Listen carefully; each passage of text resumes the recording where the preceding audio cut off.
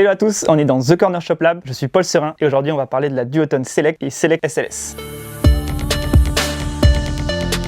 Quand on pense planche de freeride, on pense souvent à une planche un peu molle, plan-plan. J'ai été agréablement surpris par cette Select SLS et elle est vraiment au-dessus de tout ce que je pensais. On est sur une planche hyper confortable en termes de navigation. Elle passe vraiment dans tous les plans d'eau, que ce soit le clapot, même le gros clapot, elle va vraiment le passer hyper bien. On sent sous les pieds la board travailler. Cette Select, c'est un peu la révolution de la planche freeride. C'est vrai que pendant des années, la planche freeride, c'était celle trop souple. On savait pas trop comment la caser et personne n'en voulait trop parce qu'on avait toujours envie d'une planche qui avait quand même un peu de nervosité, un peu de caractère. Et Duotone a réussi avec cette Select à faire une planche de freeride avec du caractère. Donc j'ai vraiment été surpris par ses performances et son ressenti sur l'eau. Elle va vraiment passer partout. On est vraiment sur une planche hyper confortable qui va vraiment s'adapter à tous les riders, mais qui va quand même avoir ce petit peps, ce petit punch qui va donner envie de sauter, qui va donner envie de faire des figures. Je me suis jamais senti limité par la planche. Je suis jamais arrivé en limite de ses capacités ou de ce qu'elle pouvait vraiment donner. Vous ne serez pas du tout limité dans votre progression avec cette board. C'est une planche de freeride haut de gamme. Elle remplit parfaitement son programme. Je fais 70 kg, donc c'est vrai que j'avais l'impression d'être un peu le poids parfait pour cette board. Après, c'est vrai qu'avec ces planches relativement fines, on est un poids plus élevé, genre au-dessus de 85 kg. Je recommanderais peut-être de passer plutôt sur la Raimé, qui va être plus adaptée notamment en termes de construction et en termes de ressenti. La différence entre la Select et la Select SLS, c'est les boards qui sont